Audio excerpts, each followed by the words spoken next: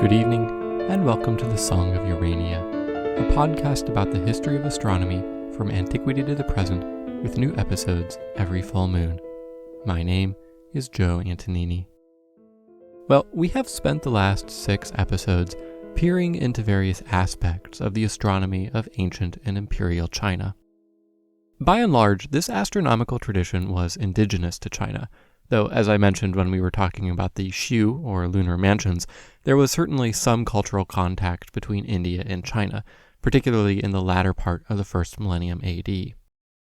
But in this episode, I wanted to chronicle another period of rather remarkable cultural contact in China, the arrival of the Jesuits in the 16th century.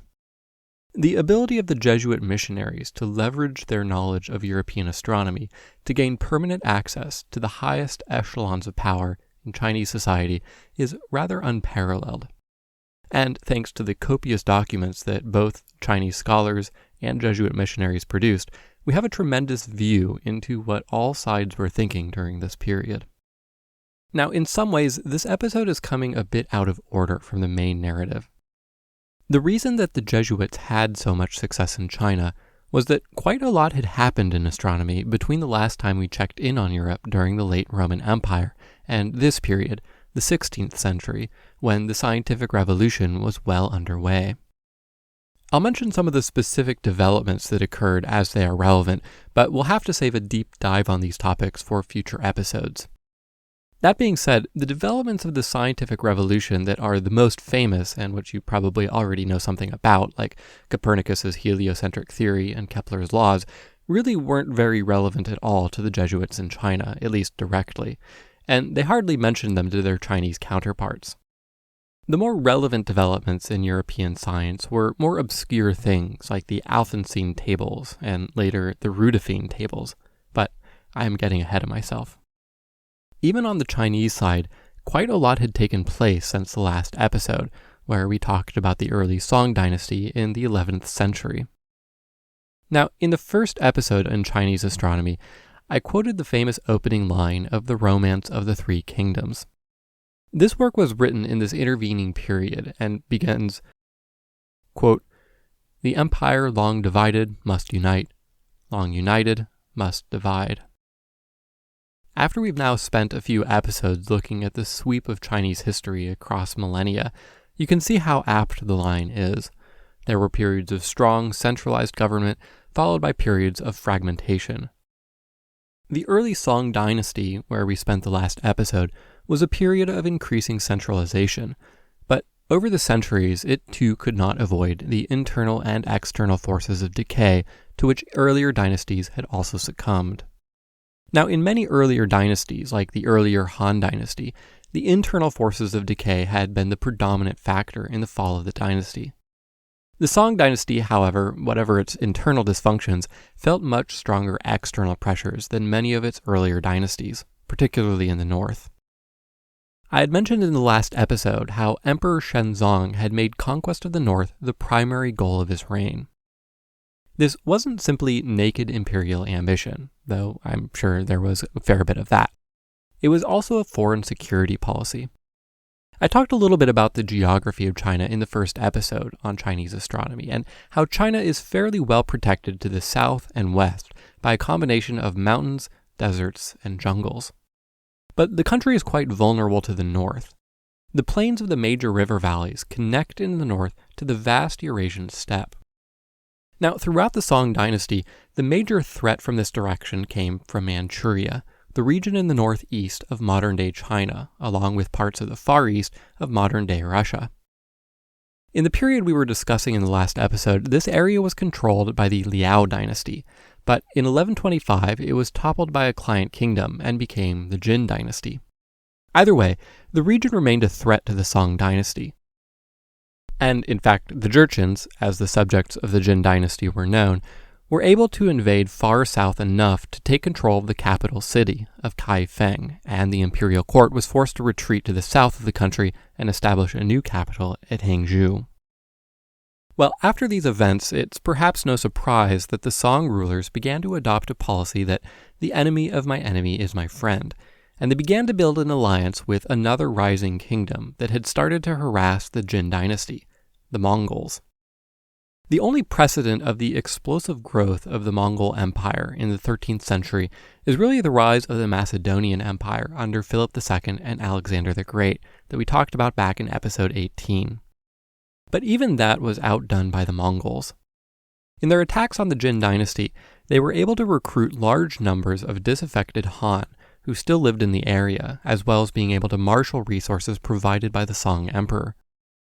But after the Mongols had successfully conquered the former lands of the Song Dynasty, including the old capital, they went more or less overnight from being allies of convenience to foes. And in this newly adversarial relationship, the Mongols were able to get the better of the Song rulers. In the early days, the Song generals were able to fairly easily reconquer Kaifeng, along with a number of other cities of historical importance to them. But in doing so, they effectively declared outright war on the Mongol Empire, and the Mongols turned out to be a formidable foe. The Mongols were able to easily retake these lands, and then proceeded to try to push their way south. The next 4 decades saw a series of attempts from the Mongols to bring the Song Dynasty under their heel. Now, these invasion efforts by the Mongols were at times paused due to other matters they had to attend to in their rapidly expanding empire. By the 1270s, the empire's extent reached from the tip of the Korean peninsula in the east to as far west as the Levant and Hungary. So, from time to time, their attention was naturally focused elsewhere. But in 1258, the great Khan, Mongke, one of the grandsons of Genghis Khan, put his younger brother, Kublai Khan, in charge of the east, and he had a particular focus on conquering the remnants of the Song Dynasty in southern China. Now, during this time period, the Song Dynasty was naturally under significant internal pressures as well. In order to support this continual war against an enemy that was growing stronger by the day, the Song Emperor was forced to resort to levying punishingly high taxes and confiscating the lands from the aristocracy. Kublai Khan was sensitive enough to internal Chinese politics to use these developments to his advantage. He encouraged merchants and aristocrats to defect to his rule, where the taxes would be lower and they would have their land back. Whereas punishments in the collapsing Song Dynasty had become capricious, Kublai Khan made a great show of his generosity and mercy as a ruler. Throughout this period, Kublai Khan saw a series of victories, and by the late 1270s, he had defeated the remaining dregs of the Song army. Rather than keeping the Song rulers around to run a client state, Kublai Khan set himself up as the ruler of all of China, and thereby established the new Yuan Dynasty. Now, this development was quite important in the history of Chinese astronomy. The Mongol Empire now extended from China all the way to the Middle East. Again, we are going somewhat out of order, but in the intervening time, quite a lot had happened in astronomy in the Middle East during the Islamic Golden Age. Among his various reforms, Kublai Khan brought in Muslim astronomers to add their expertise to the Astronomical Bureau in China. To minimize friction between the established Chinese astronomers and the foreign newcomers, Kublai Khan divided the astronomers into 2 separate schools, which would carry out their activities in parallel, the Chinese school and the Islamic school. The 2 schools would use their different traditions to make their predictions, and these could then be compared against each other. The most important astronomer in this effort was Jamal ad-Din Bukhari, who was one of the founding members of the Islamic Astronomical School. When he traveled from Bukhara in modern-day Uzbekistan, he brought with him 7 astronomical instruments, some of which, like the Persian astrolabe, were new to China. Among these, one was of special note. It was a globe. As I discussed in episode 38, the more traditional cosmology in China, the Kai-Tian theory, held that the Earth was essentially flat, square in shape, and curved somewhat down towards its edges. Although later models like the Hun-Tian model held that the Earth was spherical, they were never developed to the point that anyone had constructed a globe. The Chinese had a long history of cartography. I mentioned in the last episode how Shen Kuo was able to get his sentence reduced by producing an atlas for the emperor, but the maps were always 2-dimensional. This was the first 3-dimensional representation of the Earth. At any rate, over time the Yuan dynasty established by Kublai Khan suffered the fate of all the dynasties that had come before. Like the Macedonian Empire, the cohesion of the Mongol Empire after its rapid expansion had been due to a small number of charismatic leaders. After their deaths, the sprawling Mongol Empire began to fragment into four main pieces, of which China was one. So, by the turn of the 14th century, the Mongol Empire was falling apart, but the dynasty Kublai Khan had founded in China was able to operate more or less independently. Nevertheless, without military reinforcements from the north, the Yuan dynasty's situation became more precarious. The Mongol rulers instituted privileges for those of Mongol ethnicity, and this naturally bred resentment among the Han majority. Within a century, the Han Chinese were able to organize under a peasant rebel named Zhu Yuanzhang and overthrow the Yuan dynasty. In 1368, Zhu Yuanzhang claimed the imperial throne as the first emperor of the newly founded Ming Dynasty. But the Islamic astronomical school that Kublai Khan had established stuck around through this transition. Well, at this stage, it's worth taking a look at the development of contacts between China and the West. Now, trade between China and other lands across Asia and beyond had been taking place for centuries. In the earliest days, this trade took place as a kind of daisy chain between neighboring lands, but even so, Chinese goods were able to have a long reach. Chinese silk has been found in ancient Egypt, dating back to the late 2nd millennium BC. In Imperial Rome, Seneca the Younger invaded the Senate against the decadence of Chinese silk. In time, these trading routes across Central Asia became formalized into the famous Silk Road, or to use the more accurate modern terminology, Silk Routes, since there was more a network of routes across both land and sea rather than a single road. As these trading routes became more established, merchants could make longer journeys and remove some of the links of this daisy chain.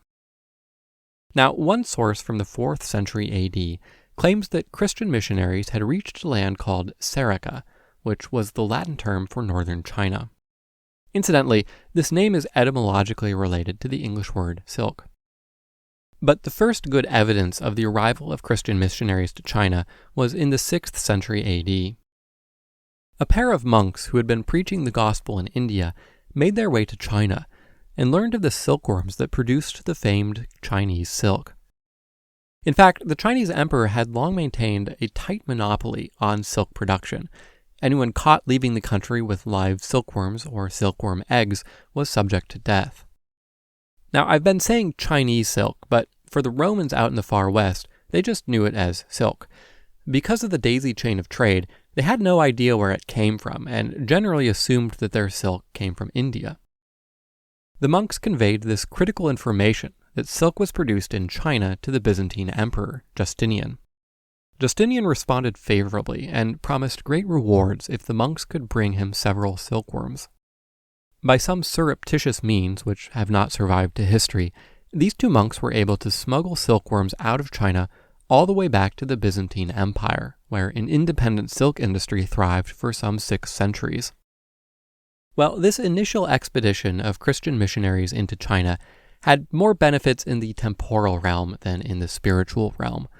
But over the centuries, contacts between China and the West continued to increase, and these contacts led to the establishment of a small Christian minority in the country. Like other minority or peasant religions like Buddhism and Zoroastrianism, its adherents suffered from imperial persecutions from time to time. But being so few in number, Christians in the country were usually just swept up in persecutions of the much more numerous Buddhists, rather than targeted specifically. Well, during the Song dynasty, there was a community of Armenian merchants living permanently in China, but after the Mongol invasions, the size and nature of the Christian community in China changed rather dramatically.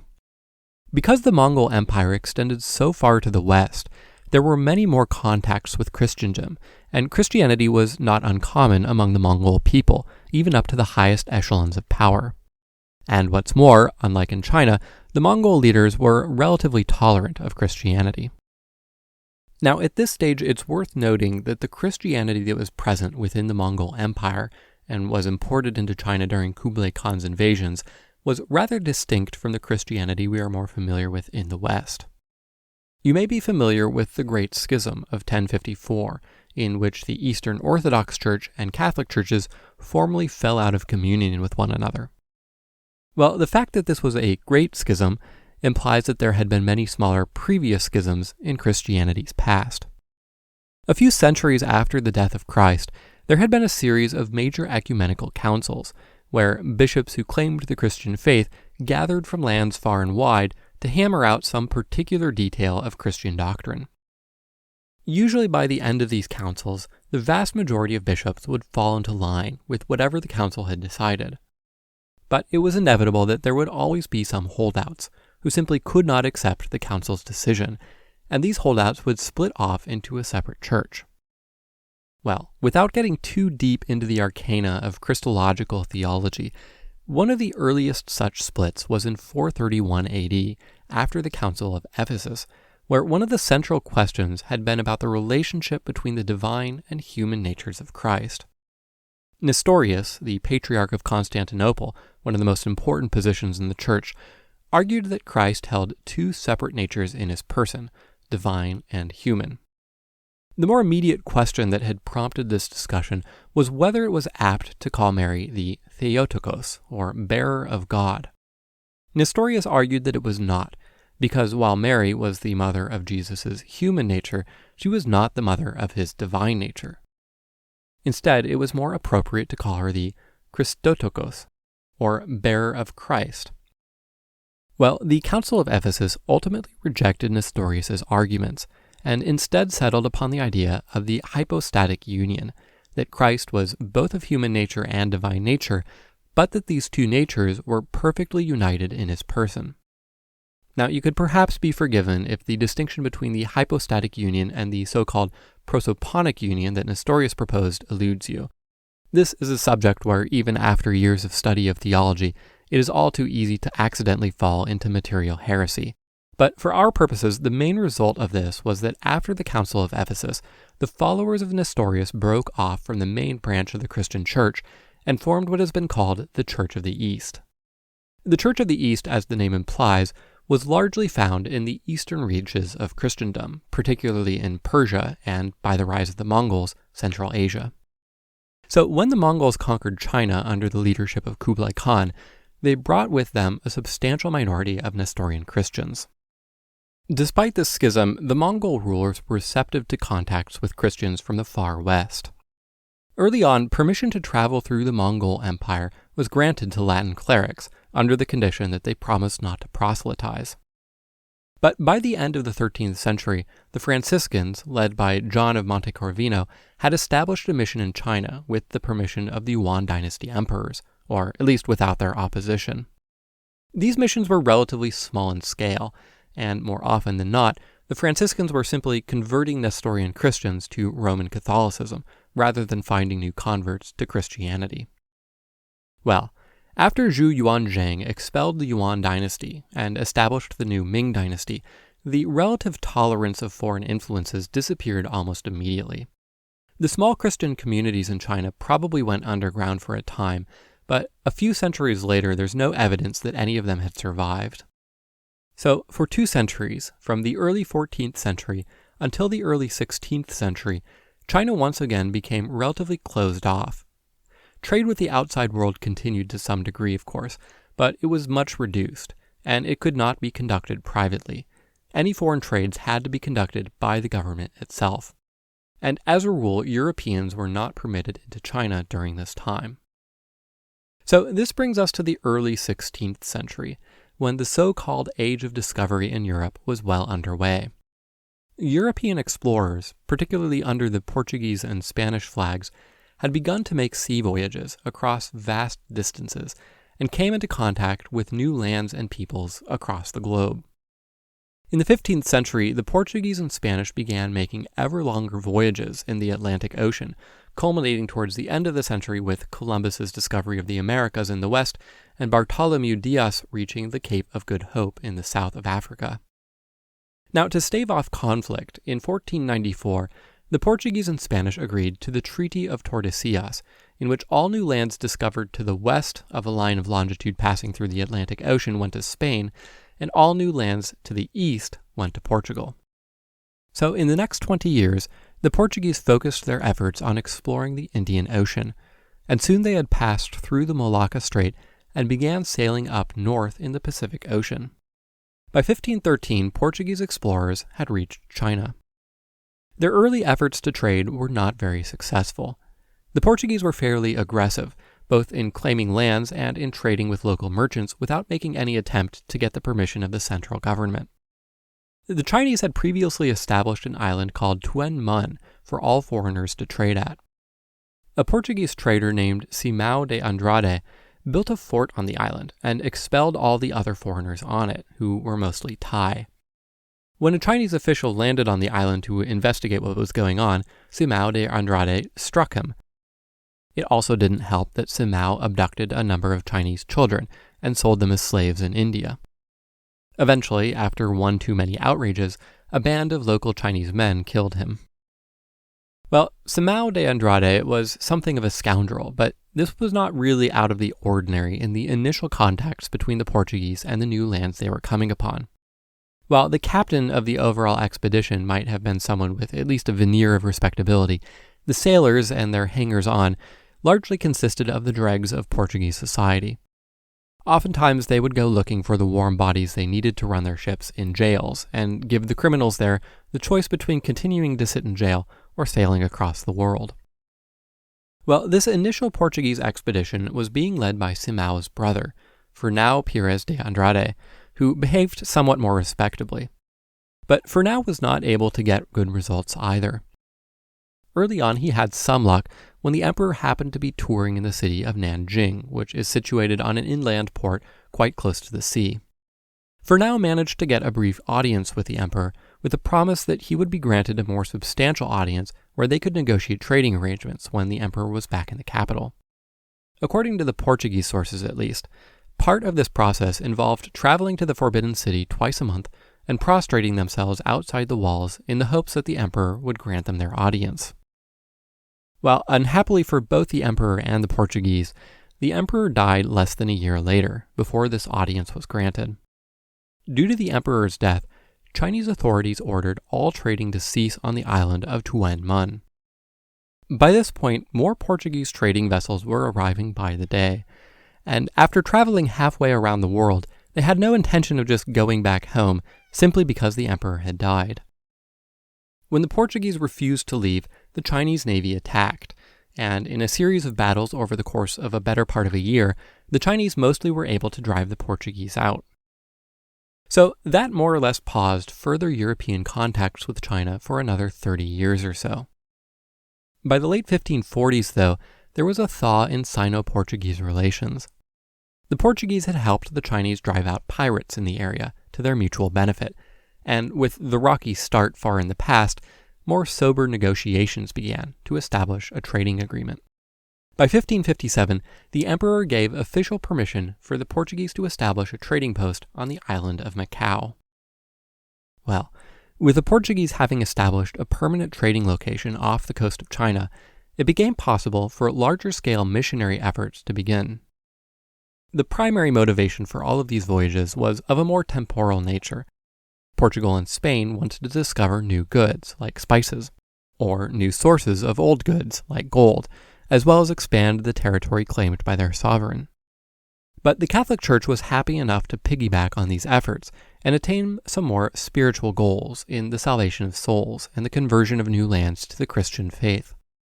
The early expeditions, whether to China or the Americas or elsewhere, typically brought priests along, but for the primary purpose of ministering to the sailors on board. Any missionary work they performed in the lands they visited was more incidental. But as more permanent outposts and colonies began to be established, the church started to organize true missionary expeditions for the express purpose of converting the peoples they encountered in these new lands. Now, the middle of the 16th century was quite a tumultuous time in the history of the Catholic Church. The Protestant Reformation had gotten underway in 1517 and was in full swing within a few decades, with huge swaths of Europe, mostly in the north, breaking away from the church. Historically, periods of doctrinal tumult, or laxity, have spurred the development of new religious orders to reinvigorate Catholic life, and the Protestant Reformation was no exception. In 1521, the same year that Martin Luther had been excommunicated, A Basque nobleman and military officer named Ignatius of Loyola was nearly killed by a cannonball that shattered his femur. During his long and painful recovery, he underwent a spiritual awakening and resolved to devote the remainder of his life to the works of God. After nearly a year, he had recovered his ability to walk, although he walked with a limp for the rest of his life. St. Ignatius gave his possessions to the poor and entered into a life of poverty, earning his keep by doing odd jobs at a nearby hospital. A few years later, he decided to embark on a course of study of theology and enrolled in a public grammar school, and eventually was accepted to the University of Paris.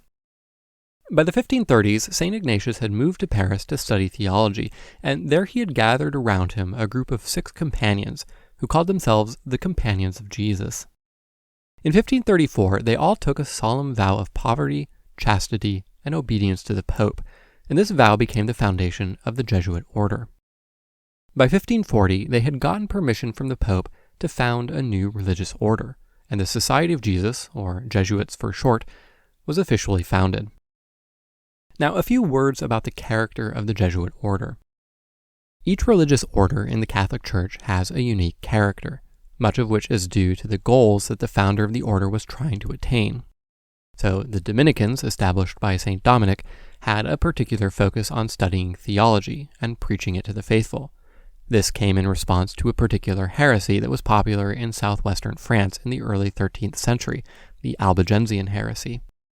The Benedictines, established by St. Benedict, had a particular focus on contemplative prayer and asceticism, and came about in the 6th century during a period of perceived laxity. The Franciscans, established by St. Francis of Assisi, had a particular focus on poverty and charitable works. Well, having come from a military background, St. Ignatius imbued the Jesuit order with martial discipline. Most religious orders in the Catholic Church operate more or less autonomously, sometimes down to the level of individual monasteries. They are, of course, in communion with the Pope in Rome, but in terms of how they should be structured, funded, what their goals should be, spiritual or temporal, they act independently. By contrast, the Jesuits have a far more structured org chart, with a superior general at the top, who in turn reports to the Pope. A Jesuit priest is famously instructed to obey the orders they are given from a superior perinde ac cadaver, or as if he was a lifeless body. Because of this, the Jesuits have sometimes been described as the Pope's shock troops. Well, in this period where the Catholic Church was losing followers all over Europe and new lands were opening up around the world, St. Ignatius felt that his new religious order could best address these circumstances by focusing on 2 specific activities. The first was the development of schools and a focus on pedagogy to help teach the faith to the young so that they could avoid the errors of the Protestants. And the second was to establish missions in the newly discovered lands with the explicit purpose of evangelization. One of St. Ignatius's 6 original companions was a man named Francis Xavier, and in service of this second kind of activity, missionary activity, St. Ignatius ordered Xavier to travel to India and began missionary work there.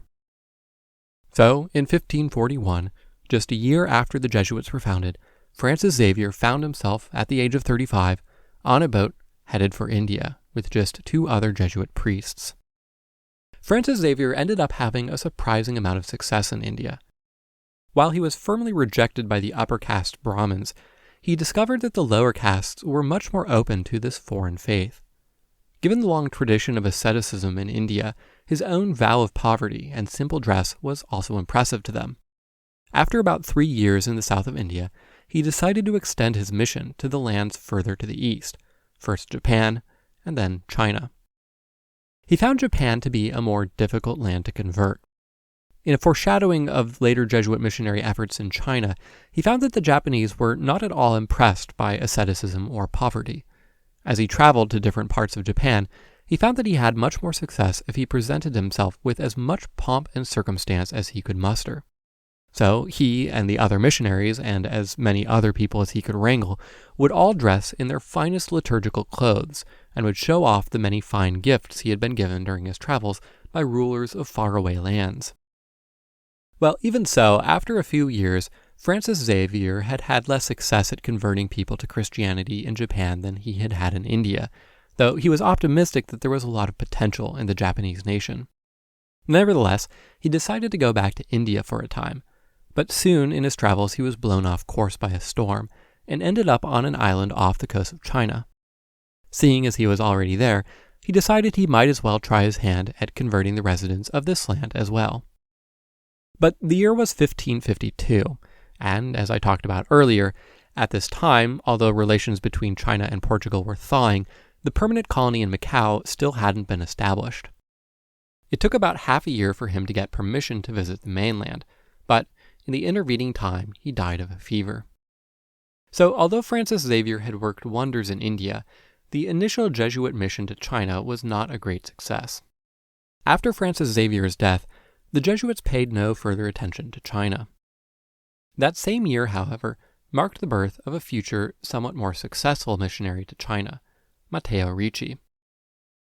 When Matteo Ricci came of age, he entered the Jesuit order and went to the university at the Roman College and took the standard course of study for a Jesuit priest, theology, philosophy, and the so-called quadrivium, which included mathematics and astronomy. In 1577, at the age of 25, he volunteered to go on an overseas mission, and he was assigned to revive the aborted mission to China. By this point, the Macau outpost had been operating off the coast of China for about 2 decades, more or less uneventfully. Ricci managed to make it to Portugal's colony in India in about a year, but getting from India to Macau took another 4 years. Finally, though, in 1582, Ricci settled in Macau and began his missionary work. When Ricci arrived in Macau, he met with another Jesuit named Michel Ruggieri. The Jesuit leadership had been laying the groundwork for a significant mission in China for quite some time now, and sending Ruggieri ahead of time had been a part of this grand plan. Ruggieri had a reputation for being able to quickly acquire new languages. When he had been stationed in India, Ruggieri had become fluent enough in Tamil that he could hear confessions within 6 months. Ruggieri had another advantage too, namely that at the age of 35, he was the oldest of the missionaries in the area, and the Jesuits felt that an older man would get more respect from the Chinese than a younger one. Now, by this point, the Jesuits understood enough about Chinese culture to know that there was no one single Chinese language. The dialect spoken by the locals in Macau and its environs was Cantonese, but the officials from the central government spoke a different language, Mandarin. Ruggieri was ordered by his superior, Alessandro Vagnano, to learn Mandarin rather than the local Cantonese. Vagnano analogized the use of Mandarin in China to the use of Latin in Europe at the time. It was evidently a lingua franca and could be used to communicate with the country's elites. Given how Chinese officials had entirely closed off access for foreigners to the mainland for centuries, it was clear that they had to gain the favor of the Chinese officials first if they were to have any hope at evangelizing to the common people. Ruggieri was ordered to focus his exclusive efforts on learning the Mandarin language as quickly as possible, and to this end, Vagnano built him a dwelling far away from the rest of the Portuguese community in Macau to minimize any distractions. Ruggieri found Mandarin significantly more difficult to learn than Tamil, in part because there were hardly any people around who spoke it. But after 3 years, he had progressed to the point that he could write religious documents in the language. In the early 1580s, Ruggieri was fluent enough that he asked the local officials' permission in Mandarin to travel the short ways up the river and stay in the main city of Canton, today known as Guangzhou. The officials were impressed, or at least amused, enough by the ability of a European to speak their language as well as he did, that they gave him permission to stay in a small house on the mainland. There he became something of a curiosity to the locals, and apparently had a continual stream of visitors who came to marvel at him. He wrote in a letter, quote, "There were people all day long at my doorstep until midnight simply to see me, with nothing I could do to make them go away." End quote. Not all of the attention was positive. One visitor ran into his home and hit him on the forehead with a stone. But he had good relations with the local elites and had many conversations on intellectual topics, philosophy, mathematics, music, and so on. But Ruggieri made a point of not bringing up religious topics until he had established a rapport and gained the respect of his guests, primarily because he feared that if he was too aggressive with his evangelization, he would be kicked out of mainland China just as quickly as he had been invited in. Well, in 1582, Matteo Ricci had at long last arrived in Macau, and could take advantage of the toehold on the mainland that Ruggieri had established. Ruggieri had piqued the interest of the local Chinese scholars with Euclidean geometry, but Ruggieri was not much of a mathematician. Ricci, however, had more of a background in mathematics, and it was on the strength of this reputation that he, too, was invited to the mainland with Ruggieri. Ricci also had a talent for cartography, and one of his strategies in capturing the curiosity of the learned in Canton was to create a world map and hang it prominently in his visiting room so that it could not be missed. Ricci's map showed the entire world as it was known to Europeans at the time, and included Europe, the coast of Africa, and the Americas. He also included a land called Terra Australis, which was a large continent that was generally believed by Europeans at the time to exist at the south of the globe, in order to balance out the landmass in the north. But Ricci did more than simply copy a European world map. He tailored his map to Chinese cultural sensitivities. He put China right in the center, of course, and also mixed in elements of the Chinese classical tradition, such as the land of the one-eyed people and the land of the dwarfs. On this map, he included a caption in Mandarin that read, quote, "The earth and sea are both spherical. Together they form a single globe, situated at the center of the celestial spheres, like the yolk in a hen's egg that is surrounded by the white. Those who said the earth is square were referring to the earth's fixed and immobile nature, and not its physical form." End quote. If the reference to the yolk in a hen's egg rings a bell, that's because we saw it before in episode 38, and it was an analogy that the astronomer Cheng Heng had used in the Han Yi Chu in the later Han Dynasty. Wherever he could, Ricci would try to incorporate Confucian or other classical Chinese references into his claims. We can also see how Ricci tried to bend over backwards to accommodate prior Chinese beliefs. He did not just say that their classical belief that the earth was square was wrong. He said that it simply needed to be interpreted differently. It was a statement about the earth's nature, rather than a literal statement about its shape. Well, in terms of the conversion of souls, Ruggieri and Ricci made relatively little progress in these early days. This was not their immediate priority. Their explicit strategy was first, quote, to become well known and recognized in Chinese society. Nevertheless, they incidentally did make a few converts. The first person that they baptized in China was a man who was dying of an illness, who had been abandoned by his family in a field. When he had been discovered by the Jesuits, they took him into their home, and there he agreed to learn of their religion and be baptized. Although this was not really part of their strategy in converting the country, it was not wholly unexpected either. Ricci, and the Jesuits more broadly, understood that as a general rule, the earliest converts they would win would come from, quote, the very lowest rank of people, those on the margins of society, who had the least to lose and the most to gain by converting to this foreign, unfamiliar religion. This had also been the case in the mission in India, where the upper caste Brahmins had wholly rejected the missionaries, whereas the missionaries had found the most success among the lowest castes. And of course, this pattern goes back to the very earliest days of the church, when it spread throughout the Roman Empire, chiefly among the lower classes, and only later was adopted by the aristocracy. So most of the very earliest converts were similarly from destitute or dying peasants. Here, the Jesuits' strategy somewhat backfired. Because they had focused on learning Mandarin rather than the vernacular Cantonese, they had difficulty communicating with the commoners, and rumors started to swirl about the nefarious purposes of these foreigners on their land. After this first baptism of the dying man they had found in the field, the locals began murmuring that the reason that the Jesuits had taken the man in was because he had a jewel inside his head, and the Jesuits were planning to remove it after he had died. Now, although Ruggieri and Ricci had gone in with pretty low expectations as to the number of souls they would convert, at least in the near term, it does seem that they were a little defensive about the low number of conversions they reported to their superiors. After some 5 years on the mainland, they had managed to convert a handful of people. Meanwhile, over in Japan, the missions were going gangbusters.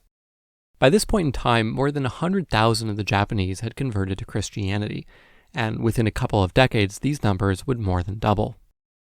Granted, despite the slow start that Francis Xavier had, the Japanese missions had by this point had the benefit of a more or less continuous presence of nearly 40 years.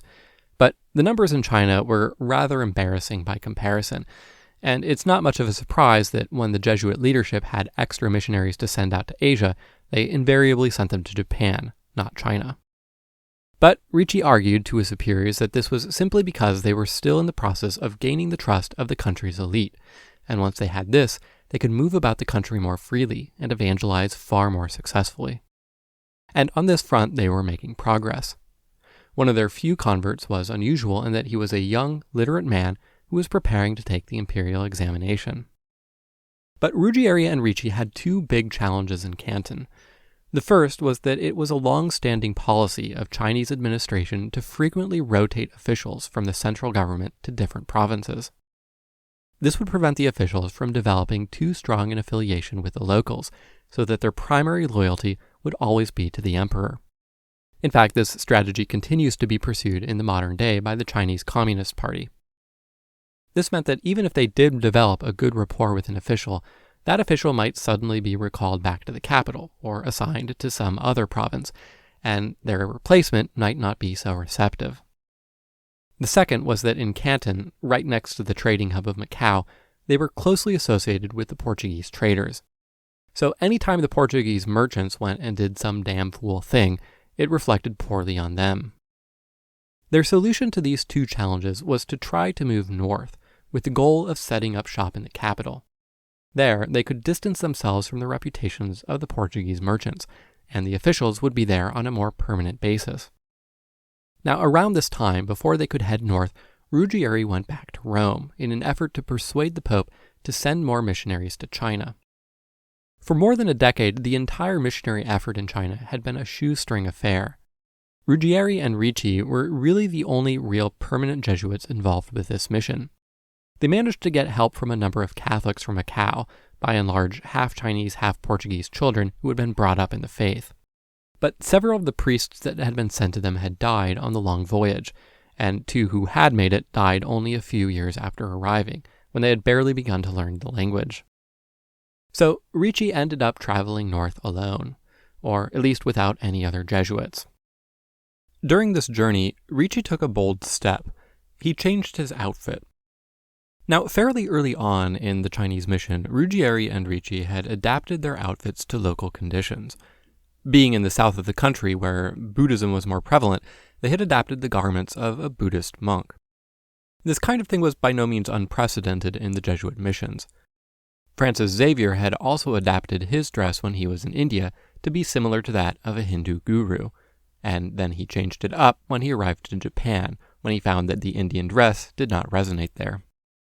Nevertheless, when the Jesuits did something like this, they'd have to explain themselves to their superiors, and it was always a somewhat controversial strategy. On the one hand, it allowed the Jesuits to better integrate into the new culture.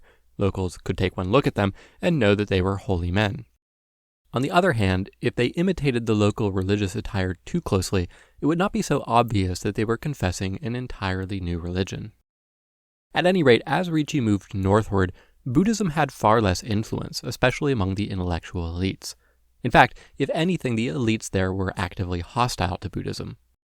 So during this journey, Ricci adopted the style of dress of a Confucian scholar. Now, this was something of a risk on his part.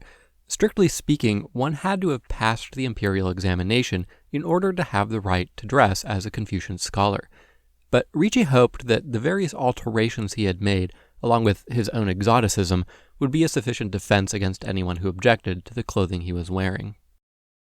To make his journey to the capital, he piggybacked on the journey that an official he had befriended was also making. This official, whose identity has been lost to history, was heading to the Forbidden City to receive a promotion. The official was happy to have Ricci tagged along northwards for a portion of the journey, but he warned Ricci against going all the way to Beijing without the government's invitation, and told him not to tell others that they were traveling together. Nevertheless, Ricci strongly believed that the only strategy that would work for the mission was to establish a presence in the capital, So he felt that the entire success of the mission was riding on him making it to Beijing, and so he ignored the official's exhortation.